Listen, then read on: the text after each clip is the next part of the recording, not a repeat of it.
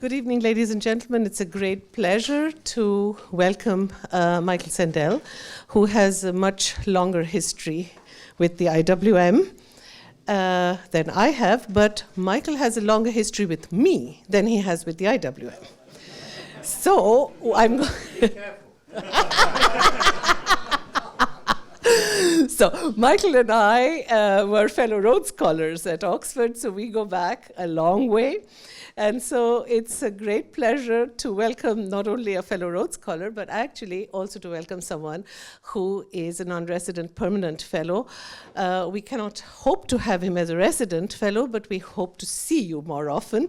It's a great pleasure to have you back with us. As you know, we're breaking with tradition in one respect. We never start before 6 o'clock. So 5 o'clock, it's an early start, but this is going to enable Michael to catch a flight to Moscow afterwards. So unfortunately, the discussion which we have in the room is going to be our only discussion. There isn't a chance to speak with Michael later. But I hope we're going to have you at a little more leisurely pace here the next time. There are several people in this room who have expectations of different Austrian visits. I will, on the way to the airport, I'm going to give you all the details.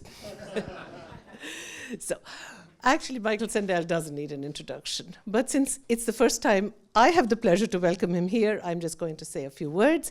He is Anne T. and Robert M. Bass Professor of Government at Harvard University. He is a political philosopher whose course on justice, as most of you have probably seen it, is really legendary by now. He has been a visiting professor at Sorbonne. He's delivered the Tanner Lectures on Human Values at Oxford, the BBC's Reith Lectures, and the Kellogg Lecture on Jurisprudence at the US Library of Congress. Most recently, those of you who've been watching BBC will probably be aware of the fact he has a new series called The Global Philosopher, where he leads video-linked discussions with participants from over 30 countries on ethical aspects of immigration, climate change, issues which are both relevant and timely. So Michael has been one of the, probably among the first philosophers who have really engaged with the new media and technology so seriously, not only as the subject of his talks, but as the object of his way of disseminating a lot of his own research and his talks. He's been writing on topics as wide and broad as justice, democracy, ethics, markets. His books have been translated into 27 languages. I just want to mention 4 German titles, Michael, if I may, for those of you who want to pick up one or the other of the titles. Was man für Geld nicht kaufen kann, What Money Can't Buy. Justice has been translated simply as Gerechtigkeit. The Case Against Perfection is ein Plädoyer gegen die Perfektion.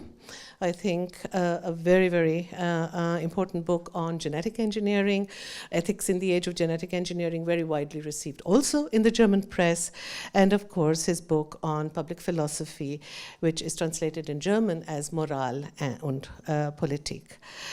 I'm going to now leave the floor entirely to Michael, because actually you're not here to listen to me. And the question he wants to address tonight is democracy in peril, politics in the age of Trump?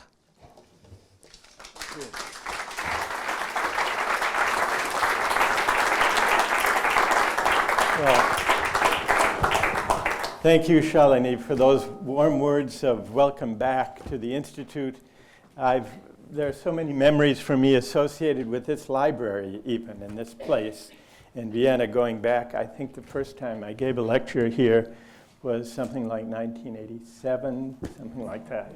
So maybe off by a few years. So it's really, it's a great pleasure to be back, and with Shalini and Ivan and a great many other friends. The short answer to the question that Shalini put as the title, really, of the lecture, is democracy in peril, is yes. These are dangerous times for democracy.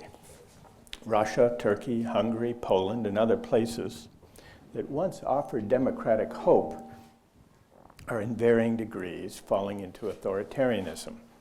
Democracy is also in trouble in sturdier places. In the US, Donald Trump poses the greatest threat to the American constitutional order since Richard Nixon. And yet, despite the floundering first year and a half of his presidency, the opposition has yet to find its voice. One might think that Trump's inflammatory tweets, erratic behavior, persistent disregard for democratic norms would offer the opposition an easy target. But it hasn't worked out this way. For those who would mount a politics of resistance, the outrage Trump provokes has been less energizing than paralyzing. This is for two reasons, I think. One is the investigation by Special Counsel Robert Mueller into the Trump campaign's possible collusion with Russia. The hope that Mueller's findings will lead to the impeachment of Trump is wishful thinking that distracts Democrats from asking hard questions about why voters have rejected them, not only at the level of the presidency, but at both the federal and the state level. A second source of paralysis lies in the chaos Trump creates.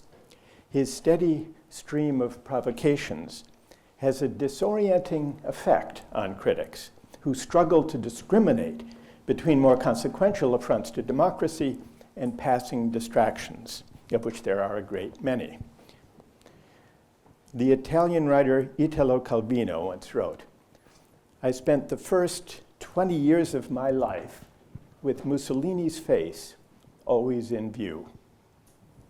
Trump, too, is always in view, thanks partly to his tweets and partly to the insatiable appetite of television news to cover his every outrageous antic. Moral outrage can be politically energizing, but only if it is channeled and guided by political judgment. What the opposition to Trump needs now is an economy of outrage, disciplined by the priorities of an affirmative political project. Now, what might such a project look like? To answer this question, we have to begin by facing up to the complacencies of establishment political thinking that opened the way to Trump in the US and to right-wing populism in Britain and Europe.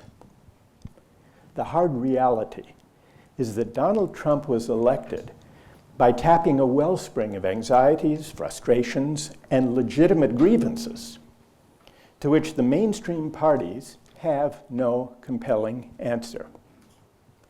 This means for those worried about Trump and about populism, it's not enough to mobilize a politics of protest and resistance. It is also necessary to engage in a politics of persuasion. Such a politics must begin by understanding the discontent that is roiling politics in the US and in democracies around the world. Like the triumph of Brexit in the UK, the election of Trump was an angry verdict on decades of rising inequality and a version of globalization that benefits those at the top but leaves ordinary people disempowered.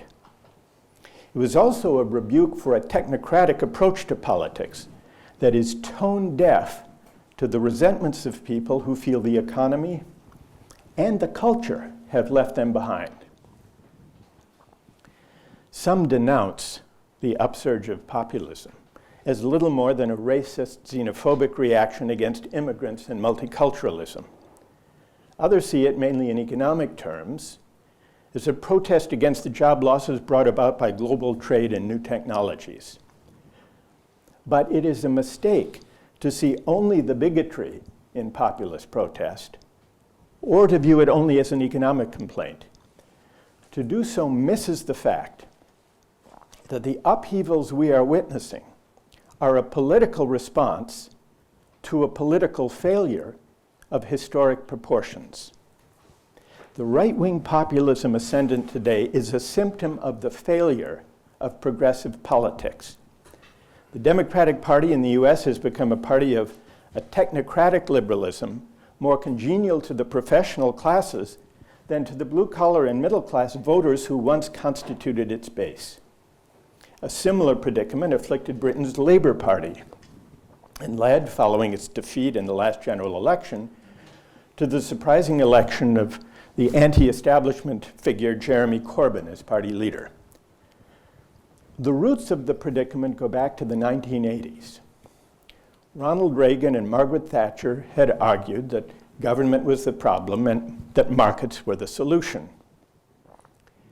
When they passed from the political scene, the center-left politicians who succeeded them, Bill Clinton in the US, Tony Blair in Britain, Gerhard Schroeder in Germany, they moderated but consolidated the market faith. They softened the harsh edges of unfettered markets, but they did not challenge the central premise of the Reagan-Thatcher era, namely that market mechanisms are the primary instruments for achieving the public good.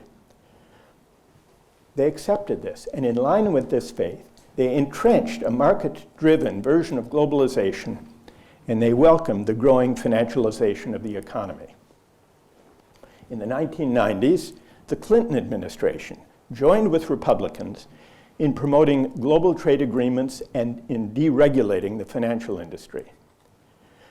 The benefits of these policies flowed mostly to those at the top, but Democrats did little to address the deepening inequality and the growing power of money in politics. Having strayed from its traditional mission of taming capitalism and holding economic power to democratic account, liberalism lost its capacity to inspire. Now, all this seemed to change when Barack Obama appeared on the political scene. In his 2008 presidential campaign, he offered a stirring alternative to the managerial, technocratic language that had come to characterize liberal public discourse. He showed that progressive politics could speak a language of moral and even spiritual purpose. But the moral energy and the civic idealism he inspired as a candidate did not carry over into his presidency. Assuming office in the midst of the financial crisis, he appointed economic advisors who had promoted financial deregulation during the Clinton years. With their encouragement, he bailed out the banks on terms that did not hold them to account for the behavior that had led to the crisis, and that offered little help for ordinary citizens who had lost their homes. His moral voice muted, Obama placated rather than articulated the seething public anger toward Wall Street. Lingering anger over the bailout cast a shadow over the Obama presidency and would ultimately fuel a mood of populist protest that reached across the political spectrum. On the left, the Occupy movement and the candidacy of Bernie Sanders. On the right, the Tea Party movement and the election of Trump. The populist uprising in the US, Britain, and Europe is a backlash against elites of the mainstream parties, but its most conspicuous casualties have been liberal and center-left political parties. The Democratic Party in the US, the Labour Party in Britain, the Social Democratic Party in Germany, Italy's Democratic Party, the Socialist Party in France, whose presidential nominee won only 6% of the vote in the first round of the last presidential election. Before they can hope to win back public support, progressive or center-left parties must rethink their mission and purpose.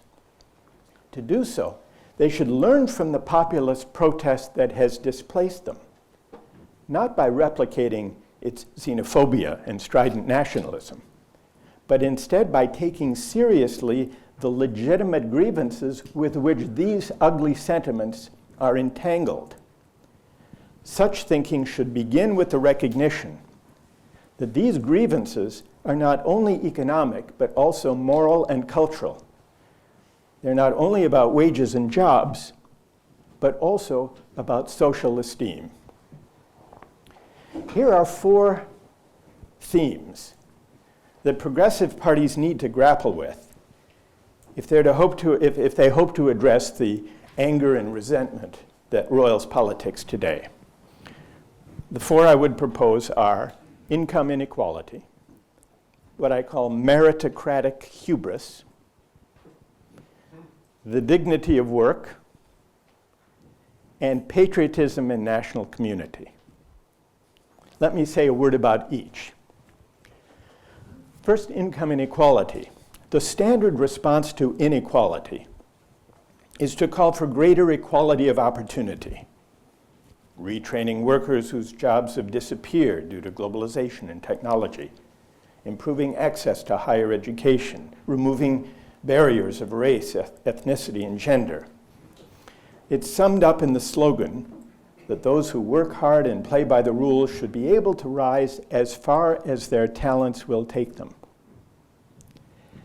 But this slogan, which we hear reiterated again and again by mainstream politicians, this slogan now rings hollow. In today's economy, it's not easy to rise. This is a special problem for the US, which prides itself on upward mobility. Americans have traditionally worried less than Europeans about inequality, believing that whatever one's starting point in life, it's possible with hard work to rise from rags to riches. But today, this belief is in doubt. Americans born to poor parents tend to stay poor as adults.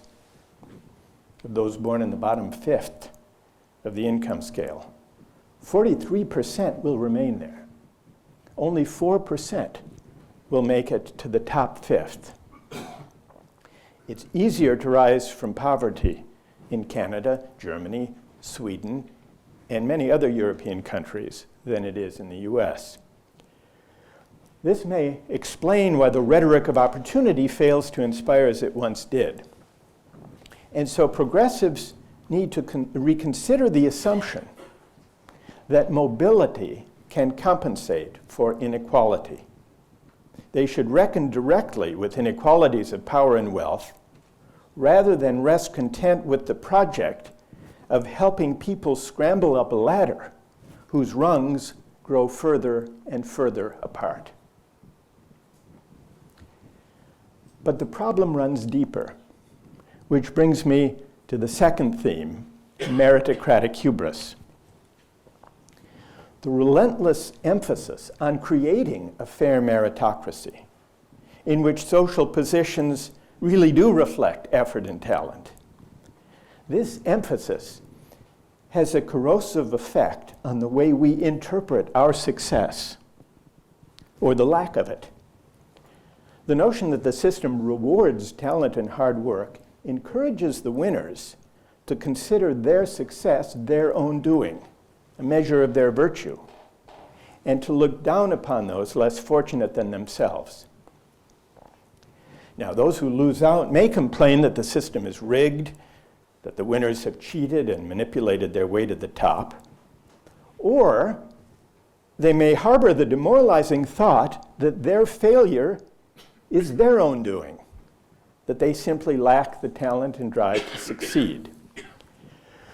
When these sentiments coexist, as invariably they do, they make for a volatile brew of anger and resentment against elites that fuels populist protest.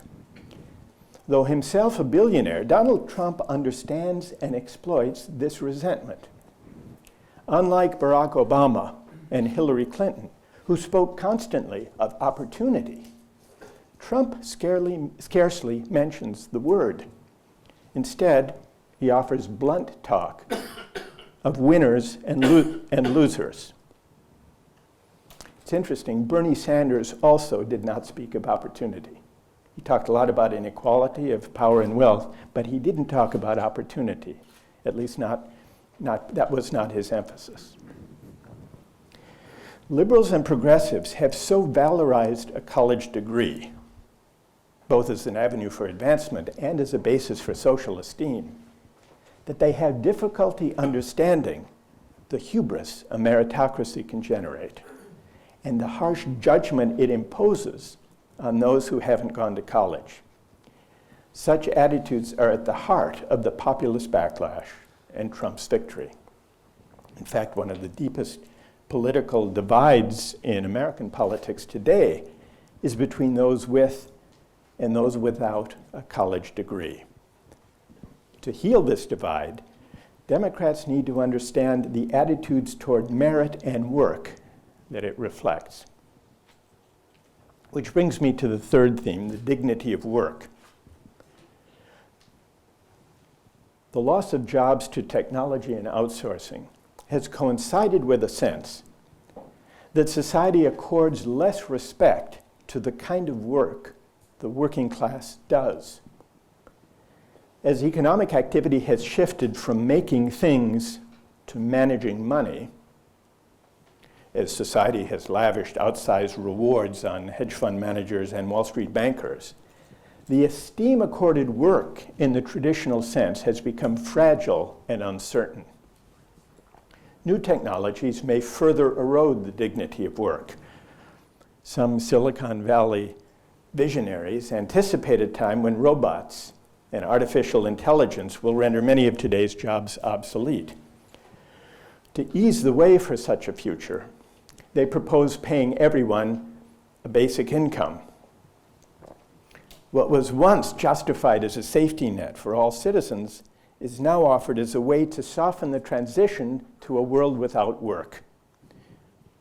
Whether such a world is a prospect to welcome or to resist is a question that will be central to politics in the coming years. To think it through, political parties will have to grapple with the meaning of work and its place in a good life. The fourth theme is patriotism and national community. Free trade agreements and immigration are the most potent flashpoints of populist fury. On one level, these are economic issues. Opponents argue that free trade agreements and immigration threaten local jobs and wages, while proponents reply that these help the economy in the long run. But the passion these issues evoke suggests that something more is at stake. Workers who believe that their country cares more for cheap goods and cheap labor than for the job prospects of its own people feel betrayed. This sense of betrayal often finds ugly, intolerant expression. A hatred of immigrants, a strident nationalism that vilifies Muslims and other outsiders, a rhetoric of taking back our country. Liberals reply by condemning the hateful rhetoric and insisting on the virtues of mutual respect and multicultural understanding. But this principled response, valid though it is, fails to address an important set of questions implicit in the populist complaint. What is the moral significance, if any, of national borders? Do we owe more to our fellow citizens than we owe citizens of other countries? In a global age, should we cultivate national identities at all, or should we aspire to a cosmopolitan ethic of universal human concern? These questions may seem daunting, a far cry from the small things we discuss in politics these days. But the populist uprising highlights the need to rejuvenate democratic public discourse, to address the big questions people care about, including these moral and cultural questions. Any attempt to address such questions, to reimagine the terms of democratic public discourse, faces a powerful obstacle. It requires that we rethink a central premise of contemporary liberalism. It requires that we question the idea that the way to a tolerant society is to avoid engaging in substantive moral argument in politics. This principle of avoidance this insistence that citizens leave their moral and spiritual convictions outside when they enter the public square, is a powerful temptation. It seems to avoid the danger that the majority may impose its values on the minority. It seems to prevent the possibility that a morally overheated politics will lead to wars of religion. It seems to offer a secure basis for mutual respect. But this strategy of avoidance, this insistence on liberal neutrality, is a mistake. It ill-equips us to address the moral and cultural issues that animate the populist revolt. For how is it possible to discuss, say, the meaning of work and its role in a good life without debating competing conceptions of the good life? How is it possible to think through the proper relation of national and global identities without asking about the virtues such identities express and the claims they make upon us? Liberal neutrality flattens questions of meaning, identity, and purpose into questions of fairness. It therefore misses the anger and resentment that animate the populist revolt. It lacks the moral and rhetorical and sympathetic resources to understand the cultural estrangement, even humiliation, that many working class and middle class voters feel. And it ignores the meritocratic hubris of elites. Donald Trump is keenly alive to the politics of humiliation. From the standpoint of economic fairness, his populism is fake, a kind of plutocratic populism. His health plan would have cut health care for many of his working class supporters to fund massive tax cuts for the wealthy. But to focus solely on the hypocrisy misses the point. When he withdrew the US from the Paris climate change agreement, Trump argued, implausibly, that he was doing so to protect American jobs. But the real point of his decision, its political rationale, was contained in this seemingly stray remark. Quote, "We don't want other countries and other leaders to laugh at us anymore." Liberating the US from the supposed burdens of the climate change agreement was not really about jobs or about global warming. It was, in Trump's political imagination, about averting humiliation. This resonates with Trump voters, even those who do care about climate change. For those left behind by 3 decades of market-driven globalization, the problem is not only wage stagnation and loss of jobs, it is also the loss of social esteem. It's not only about unfairness, it's also about humiliation. Mainstream liberal and social democratic politicians miss this dimension of politics. They think the problem with globalization is simply a matter of distributive justice. Those who have gained from global trade, new technologies, financialization of the economy, have not adequately compensated those who have lost out. But this misunderstands the populist complaint. It also reflects a defect in the public philosophy of contemporary liberalism. Many liberals distinguish between neoliberalism, or laissez-faire free market thinking, and the liberalism that finds expression in what philosophers call liberal public reason. The first is an economic doctrine, whereas the second is a principle of political morality that insists government should be neutral toward competing conceptions of the good life. Notwithstanding this distinction, there is a philosophical affinity between the neoliberal faith in market reasoning and the principle of liberal neutrality. The affinity, the parallel, is this. Market reasoning is appealing because it seems to offer a way to resolve contested public questions without engaging in contentious debates about how goods are properly valued. When 2 people make a deal in the marketplace, They decide for themselves what value to place on the goods they exchange. That idea is at the core of market reasoning. Similarly, liberal neutrality is appealing because it seems to offer a way of defining and justifying rights without presupposing any particular conception of the good. But the neutrality is spurious in both cases. Markets are not morally neutral instruments for defining the common good, and liberal public reason is not a morally neutral way of arriving at principles of justice. Conducting our public discourse as if it were possible to outsource moral judgment to markets or to procedures of liberal public reason. Conducting our public discourse in this way has created an empty, impoverished public discourse, a vacuum of public meaning. Such empty public spaces are invariably filled by narrow, intolerant, authoritarian alternatives, whether in the form of religious fundamentalism or strident nationalism. And this is what we are witnessing today. 3 decades of market-driven globalization and technocratic liberalism have hollowed out democratic public discourse, disempowered ordinary citizens, and prompted a populist backlash that seeks to clothe the naked public square with an intolerant, vengeful nationalism.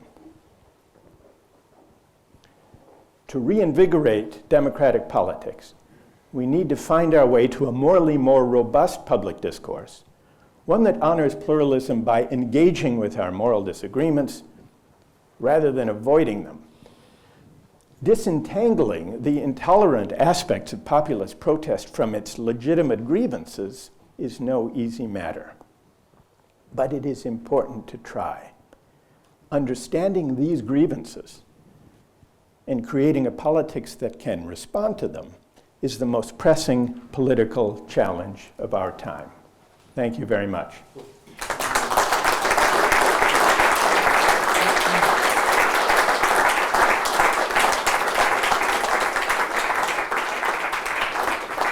You want to call in people?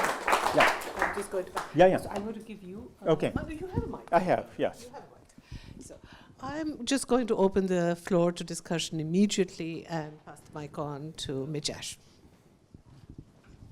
Thank you very much for this inspiring talk, which I'm sure all of us agree has touched upon the most important issues that are confronting us now in trying to deal with this threat to democracy, at least in the United States. I'm going to stay with the United States because I'm sure the others in the room who are going to ask you about other countries. Maybe they won't, but we'll see. 2 questions. The first is related to the source of Trump's support. I agree with nearly all that you have said about the sources of populist anger at elites, and all of those factors.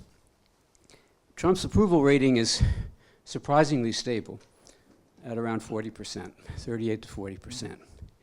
That could be enough to win in 2020 if there's more than 2 candidates, as we all know, if you can do a little arithmetic.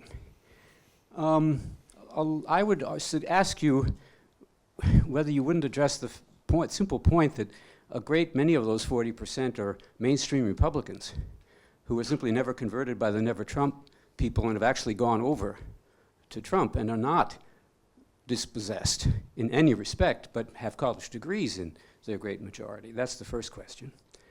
So perhaps you could tell us a little more about those folks in how they factor into your analysis. The second question there are many more, but I'll just leave it at the second question, is perhaps the single most divisive factor in American politics throughout its history, and that, of course, is race.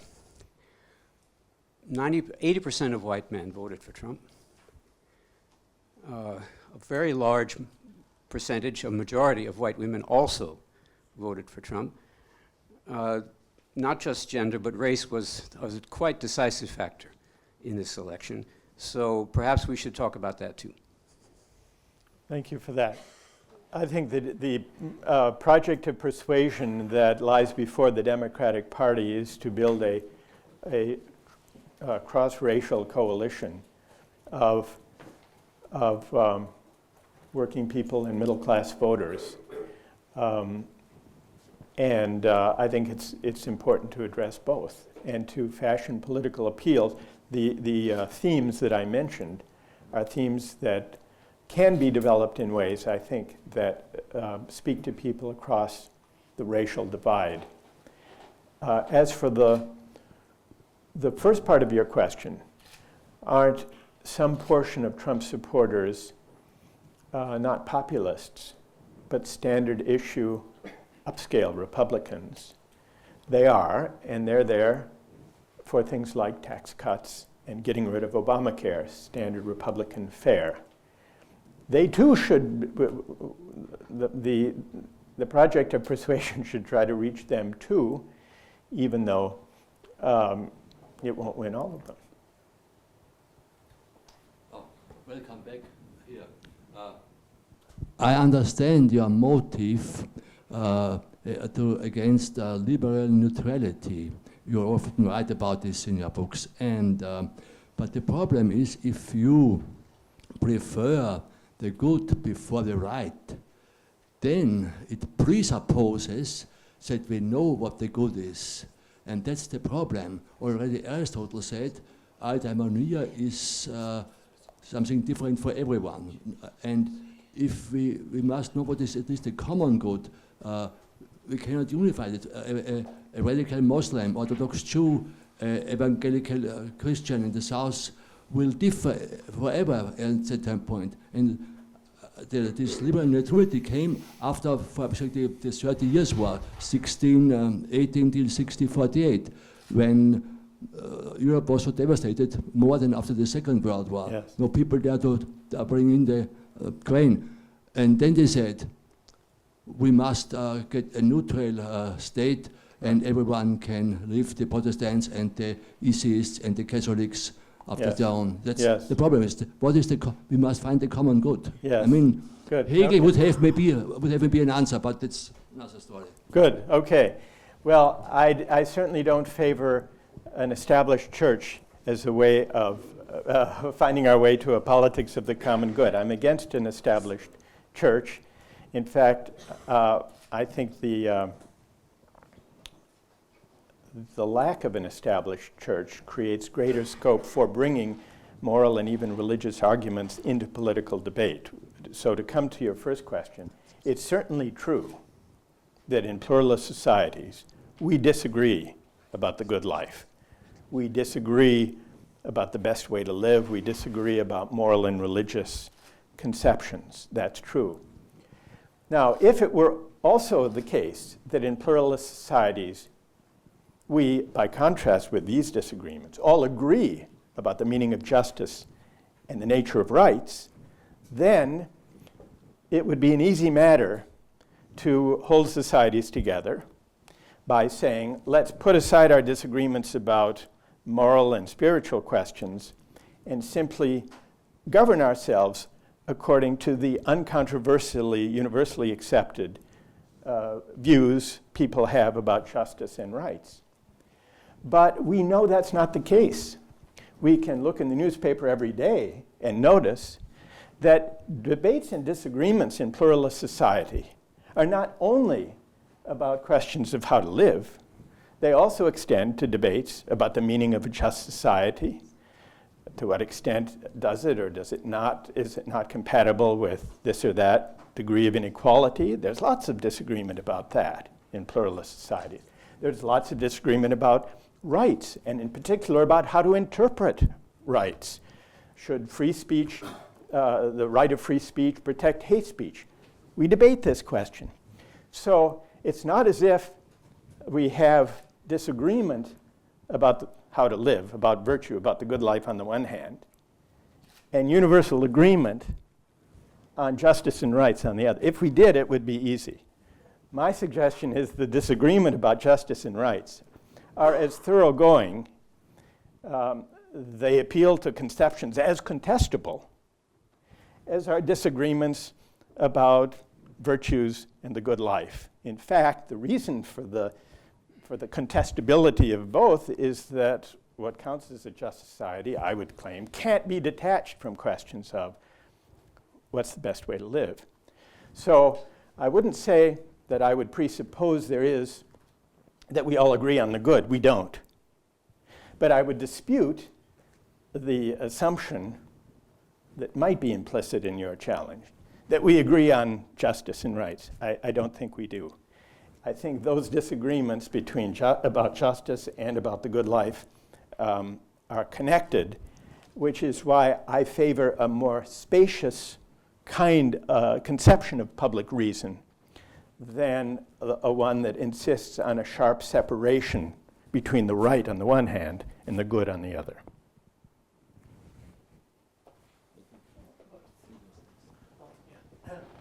Thank you very much for your speech. Just one question. You mentioned those 4 strategies or themes. 4 themes. Do you see somewhere a nucleus in politics and in the intellectuals in the United States? Can these 4 themes match somewhere into a movement? Is there an energy somewhere you observe where you think the alternative or the counter narrative could grow? Or is it just a wish?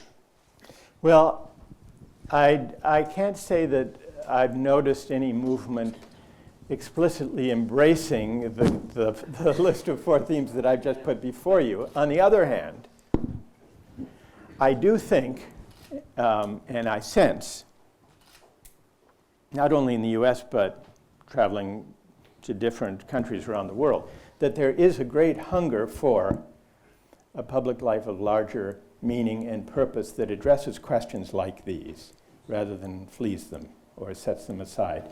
And I see this especially, not only, but especially among young people. There's a great hunger to engage in reasoned public discourse about big, hard, contestable ethical questions, including the 4, but not only the 4 that I mentioned.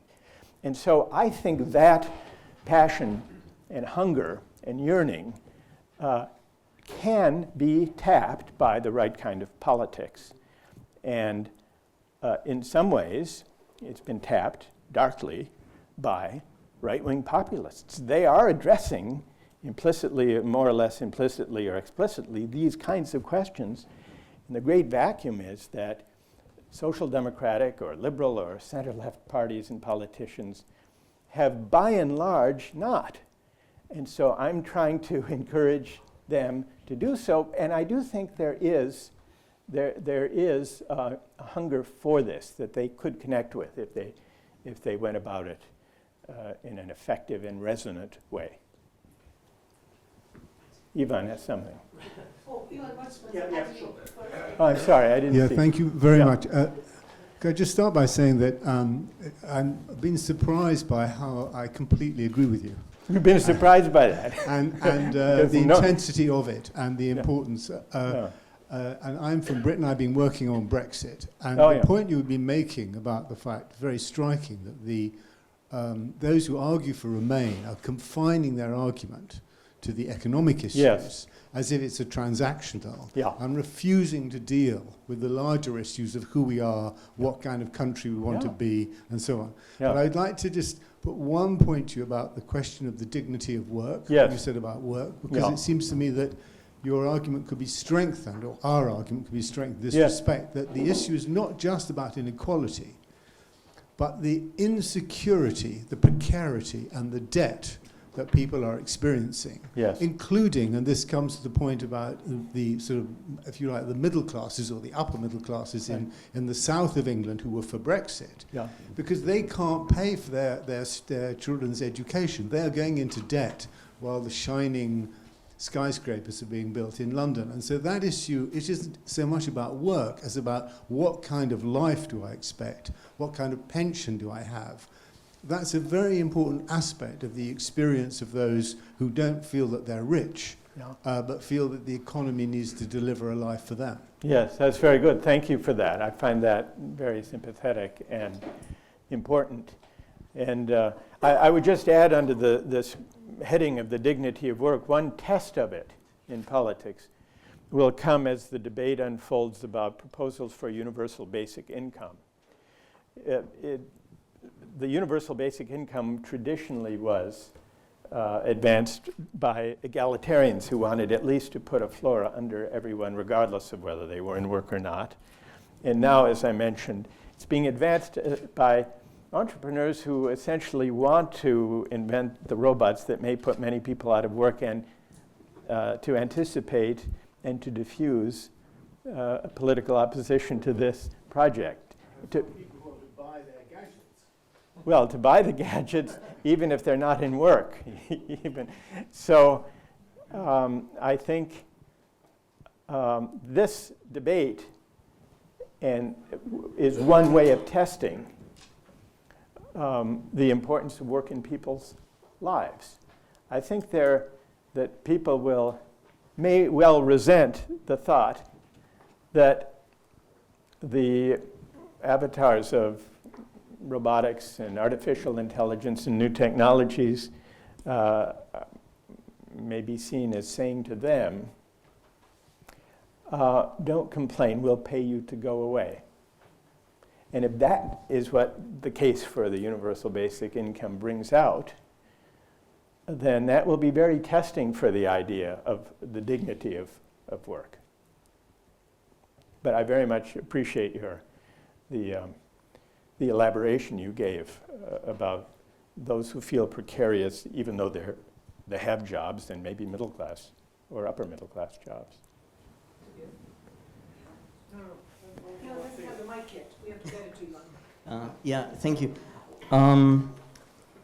I might be able to follow up on some of that. I also found your analysis very compelling, but also I think the agreement is basically there because these ideas have been around and there's wide agreement. So what I found interesting is what you mentioned, this project of persuasion. So how do we convince people not to follow someone like Trump? And it seems to me that you still sort of presuppose a rational debate, and I just think the level of irrationality, I mean, the issue of race has been raised. So the level of irrationality with regards to certain fears and panics, and the level of resentment also has to be figured into that somehow. And so my question would be whether perhaps a sort of counter project might not better focus not on the 30 or 40% of people whom you at the moment obviously cannot reach with a rational debate, but about positive sort of alternatives among those. I mean, Trump didn't get a popular majority, right? So among those people who might still be compelled to engage in this rational debate also about moral issues, as you mentioned. And what I found interesting in this regard is that in all these countries where we have these divides, we also see an urban-rural divide, and we see a divide between locations that are shrinking in population and those who are growing, and those who are growing are actually the ones who reject this irrationality and these resentments. So that might lead to some optimism, but also to a hint at perhaps not focus our fight against this right-wing populism so much on those who subscribe to it, but on those who are already sort of opposed to it and who might be growing in numbers. I think the politics of persuasion should look to persuade whomever it can, and I would hesitate to constrain in advance who that might be. I would also hesitate to describe the divide between those who respond to populist appeals or who vote for Trump or for Brexit or for European right-wing populist parties. I would hesitate to describe the divide between them and liberals or mainstream voters and politicians as a divide between those who are moved by irrationality and those who are governed by reason. I wouldn't be too quick to place that description on the divide. In politics, reason does make appearances in politics, but often by indirection. Sometimes pockets or resources of reasoned argument can be found in surprising places. And it can be unpredictable. Where the moments of rationality in politics can be found and where places of irrationality can be found. So I would not say that liberal or mainstream or centrist parties have a monopoly on rationality in politics. I think there are plenty of, and nor would I say that those who vote for right-wing populist parties and Trump are by and large, in virtue of that, irrational. Part of why I was trying to emphasize the legitimate grievances with which the darkness and the ugly intolerance is entangled is precisely to set aside that distinction between those governed by reason and those in the grip of irrationality. I did, as a kind of experiment, a television program for, of all things, Japanese public television. They wanted to know how Americans were thinking after the election of Trump. And so we gathered in a studio in New York, 18 people, 9 of them Trump supporters and 9 of them Trump critics. And they brought them from different parts of the country, including the Midwest, the Rust Belt. And we filmed for 4 hours a discussion where I kind of led a discussion on the hardest issues: America first, immigration, building the wall.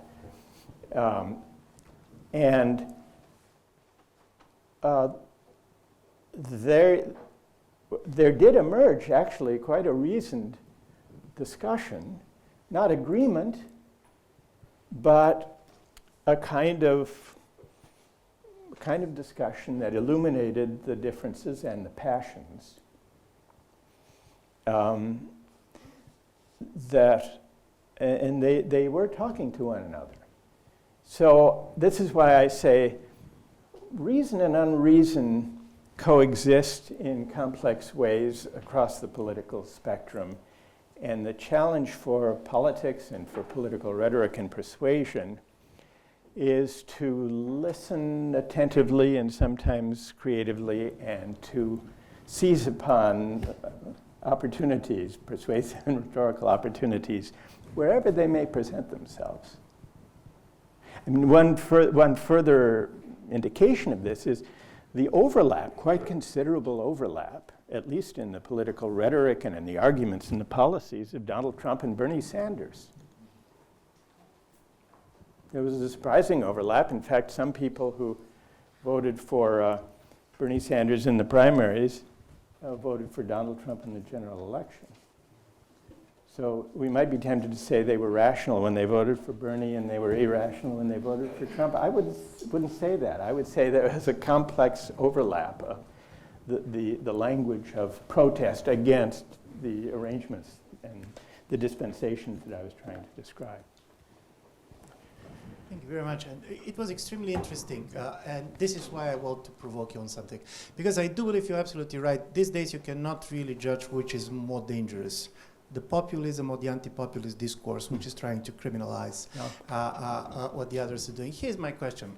Let's go make one thought experiment. In 1980s, when Reagan came to power, there was a very similar argument. And basically, if people are going to come, they're going to say, what was the problem? Why people went against the welfare state? Why the blue-collar workers voted for Reagan? And they're going to come with the idea of humiliation. Welfare state was humiliating. Mm-hmm. People are basically giving this to them. Secondly, it's going to be very much about patriotism. And it's the idea of victory. By the way, if you basically see one of the major accusations against liberalism coming from Donald Trump, and not only Trump, is liberalism is trying to say that it's a good society because you're never really losing. But if you're really never losing, you're really never winning. So blurring the border between victory and defeat is becoming critically important, and you're losing identity. Why I'm saying all this? I'm saying this because I do believe it's quite important that democracy is based on not simply on interest or values or morals discourse, but on experience. Mm-hmm. On experience. Yes. And from this point of view, obviously there are cycles of experience. You go to Hirschman's of disappointment, nevertheless of what you're doing, you're going to end up disappointed. But then you're going to restructure, you're going to reposition, and so on and so on.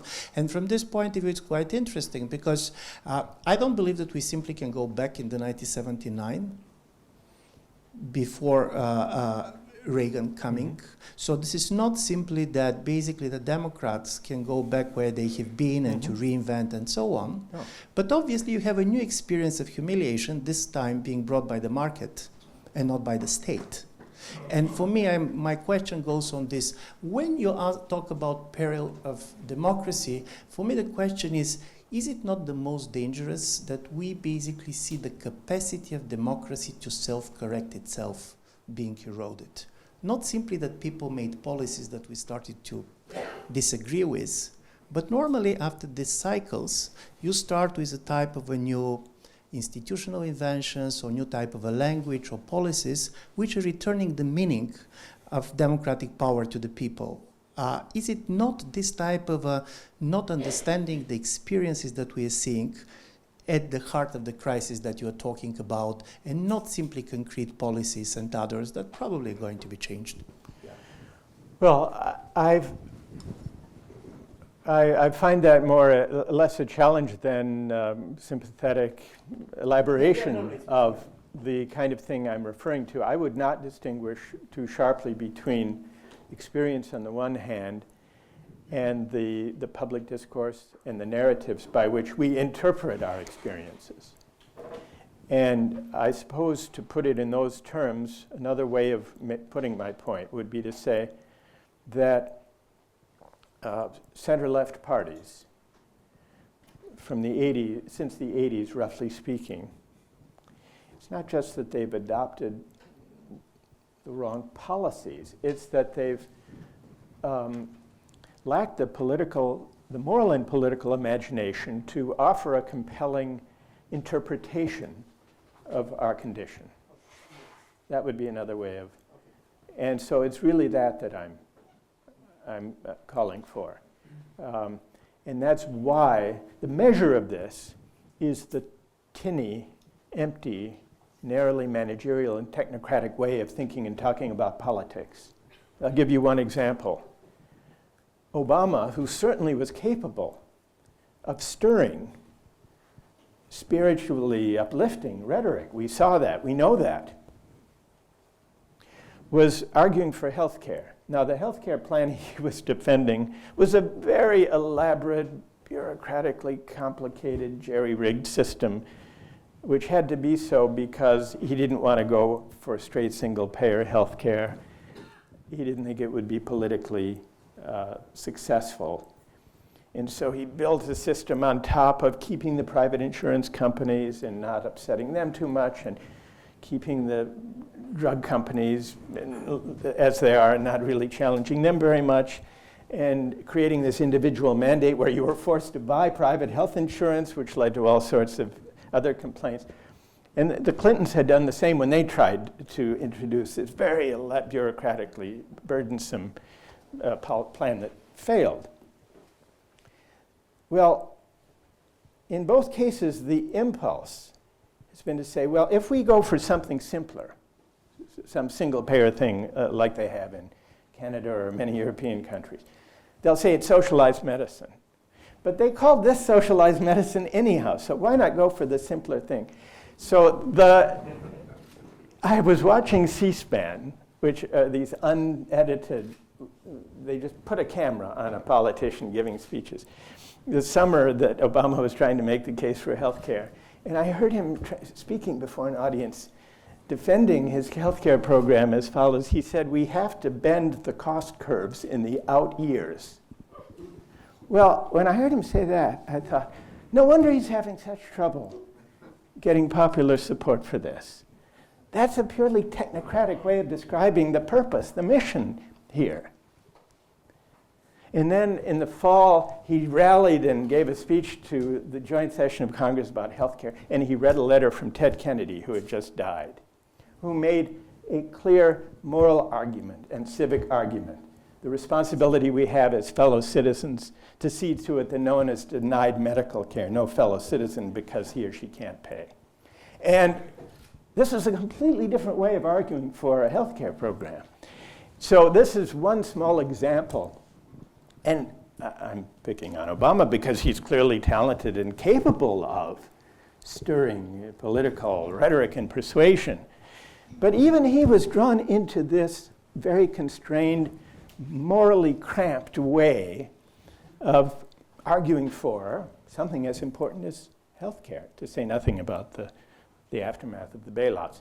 So that's what I mean by center-left parties needing to inspire moral imagination. It isn't, Yvonne, you're right, it's not just coming up with some new policy or something like that. It's interpreting. The first job of a political leader is to interpret the political condition in which he or she finds himself and fellow citizens. And that's where I think Democrats and social democrats and liberals have been very weak for the last, well, some 40 years roughly. Okay. I do have one question concerning your first theme, the issue of income inequality. Yes. My question is why you didn't mention the inequality of wealth. If we discuss the inequality of income, we have at first to discuss the inequality of wealth, and we know already that the concentration of the wealth concentration is much, much higher. Yeah. And if we discuss about the policy conclusions, or what kind of different policies we can achieve to diminish the income inequality, then I think we have to discuss it first, the issue of the wealth distribution. And you have mentioned that Obama has included in his theme, or it was one of his first mistakes, that he has included too many people from the Wall Street. And therefore I think that will be very much related to my question. So can you comment on this remark a little bit, please? I agree that the inequality of income and wealth go together, and they're part of the same problem. Now, how might they be addressed? I think the way of addressing both in a way that addresses these larger themes, let me give you an example. Here's an example of how a policy proposal could be a way of elevating the debate beyond a debate about economics and even distribution. Suppose a political candidate said, and this connects the inequality problem with the dignity of work, that let's change the tax system and the assumptions underlying the tax system. Most tax revenues in the US where we don't have a VAT are taxes on work, on labor. Payroll taxes for Social Security, income taxes, taxes on wages for the most part. Why should, if we really want to value and prize and honor work, let's not tax work, or at least not in such large measure. Let's get rid of the payroll tax. Let's radically reduce the income tax, which is a tax on wages, labor, and instead substitute three other taxes: a wealth tax, a financial transactions tax, and a carbon tax. Now, even with relatively small percentages on each of those categories, enormous amounts of revenue could be raised, enough to get rid of the payroll tax altogether, enough to substantially cut the income tax, and in addition, quite apart from the revenue effects, the message, the point, the theme would be a moral and civic theme, that we want to honor and recognize work. We don't want to use the tax system to burden it unduly. By contrast, we don't really want to encourage the excesses of financial speculation that have loomed large in the economy in recent decades. If there were a financial transactions tax, quite apart from the revenues it would raise, it would discourage, at least to some degree, socially undesirable forms of financial activity, such as high-speed trading, that kind of thing. And it would send a message that we value the dignity of work more than the activity of financial speculation, let's say. And a similar argument could be made with respect to taxing carbon emissions. So this is just one example of how there can be a connection between discourse about policy and a broader narrative that conveys a certain moral stance about the relative value of various contributions to the common good.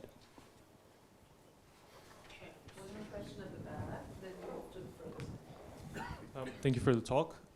My question was going to be, what do you think? Do you get any comfort from Neil Ferguson's argument about the counterfactual of Clinton winning? So he says that if Clinton had won, the populist backlash would have been even worse, especially if she hadn't gotten Congress, so she would have been ineffectual. And I think that his second point is that then this presents some kind of opportunity for the Democratic Party to reform in ways that you were describing earlier. Do you find any comfort in this? Or do you think it wouldn't necessarily have been better if she had won? I think she was a very weak candidate. I think she was very much an illustration of the tendencies that I've attributed to liberals and social democrats. I think that's one of the reasons she was not an effective candidate. And I think had she been elected, the populist revolt would have been postponed rather than averted. And I also think if, though this is independent of the debate about populism, if she'd been elected, we probably would not have had the Me Too movement, because part of the energy behind the really transformation in attitudes toward the sexual harassment and abuse in the workplace, I think that was energized by the existence of Trump in the White House. I think that was the one affirmative, successful, and possibly enduring social movement that has arisen as a result of the opposition to Trump. It would be too bad if it's the only one in the end. But I don't think we would have seen that kind of social and cultural momentum if she'd been elected. And it's also, though maybe this is mere coincidence, Harvey Weinstein, one of the most egregious offenders, who was the poster figure of this, of what was wrong with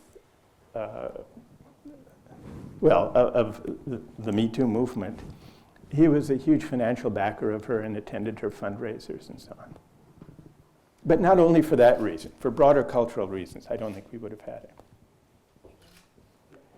I join the others in complimenting the analysis, which I think most of us agree here. Just one prior remark. I came to teach in the United States 22 years ago, and the handyman who came around in St. Paul, Minnesota, said to us, my wife and I don't know where my children will find work, given all the outsourcing that happened. What I want to say is the working class, to speak simply, has been very resilient and waited for 20 years for someone to answer their grievances, the ones that were not addressed. And then finally someone like Trump came and acknowledged that. My question is different. How realistic do you think it is to roll back Wall Street? And how come that there hasn't been a Tobin tax, no matter how much we've discussed exactly what you propose there, that there are ways in which we could alleviate the burden on the working people, no matter where they are. Trump, Obama, as you said, came in, and there was hope that, and there was some rollback after the crisis. But is it realistic to presuppose that Wall Street will be brought back into a sense where regulation is actually a word that really means something? It's hard to imagine it, unfortunately, because of the now dominant power of big money in politics. And this is partly because the US Supreme Court struck down even such restrictions on campaign finance as had been enacted as a violation of freedom of speech. Another example of disagreements about even what freedom of speech means. They said that restricting money means restricting speech. And because of that, partly because of that, it's very difficult to break the hold of moneyed interests on American politics. Barack Obama was the first Democratic candidate to raise more money from Wall Street than the Republicans did in 2008. That was not the case in 2008. You've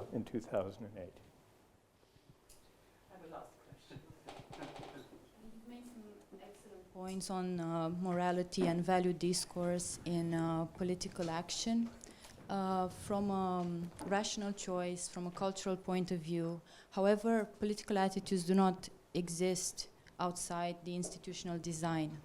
And I was wondering whether you could elaborate a bit on how the actual institutional constraints that work for political actions work in favor of constraining such, let's say, negative attitudes, and in the same time have positive effects on the party system. Because you've given the Obama example of how he talked in the Congress and so on. Once they are elected and they do become a part of institutions, they have to answer to, there is a certain institutional pressure and constraints. And they do have we have to take that into consideration usually in our analysis, and perhaps you could also mention something on that as well. Yeah. I think it is important to consider institutional constraints, though I think in the US case, the single biggest constraint on finding our way to a politics of the common good consists of the role of big money and the donor class, and the fact that presidential candidates and candidates for the House and the Senate spend a great deal of their time raising money, and from a relatively small handful of donors. I think this is the biggest constraint. As far as constraints to do with the design of political institutions, two-party systems versus multi-party systems, for example, parliamentary versus presidential systems, I don't think those differences go a long way toward explaining the populist moment that we're witnessing, because we're seeing it across democratic societies, many of which have different institutional arrangements, different party systems. We see it in two-party systems, and we see it in multi-party systems. I think the common thread is that the center-left or social democratic or progressive parties have been utterly devastated politically by the populist backlash. And that's true across in a number of countries that have different party systems and institutional arrangements. And I think that's interesting and worth attending to, and a starting point for critical reflection on how things could be better.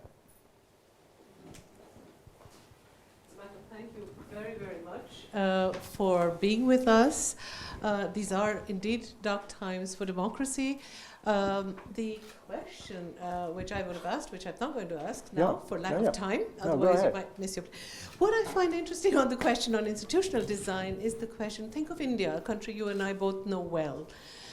You have a populist government in power without any of the economic scenario which you have discussed at the beginning. Yeah. So obviously you can get a religious fundamentalism and a populism in the absence of any kind, you have not more but less people who are poor. Yeah. It's the winners of economic globalization who have voted that government into power. Yes. So something more needs to be added to this story until we get a handle on it. Okay, so may I try quickly to respond? It's such an appealing question and an important one. It's true, the account would have to be somewhat different to explain what's going on, and there does seem to be a common thread to what's going on with autocratic or authoritarian or strongman rule in India, in China, in Turkey, in and as well as in a handful of other places outside of Europe.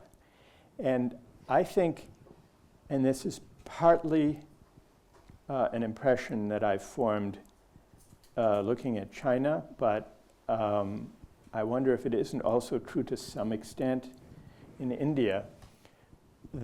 Although the class composition is not what we've been discussing in the case of Europe and the US, and the party composition in debate is not the same, there is a tendency where there is a vacuum of meaning in public life, for that vacuum to be filled by the default source of meaning, which is ardent, often extreme nationalism. And identity politics. And the form identity politics takes in such places tends to be, when all else fails, when there's otherwise a kind of vacuum in terms of shared identity, a kind of strident nationalism. And that we see in India, we see that in China, we see that to some degree in Japan, we see that in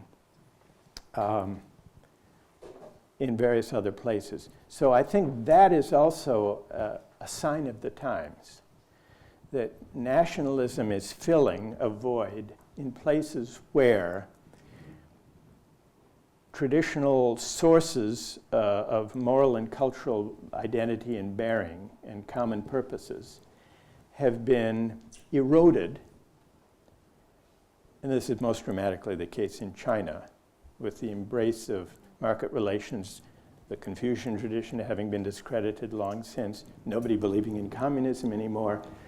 GDP-ism is not a sustaining ideology or source of identity and meaning for long. And sooner or later, if there aren't other moral and cultural traditions and resources, be they spiritual or religious or cultural, that can be articulated in public as a basis for commonality, people will want to fill that gap. And the easiest, though ultimately darkest way of filling it is with a certain kind of extreme nationalism, which these figures are drawing upon. So thank you once again for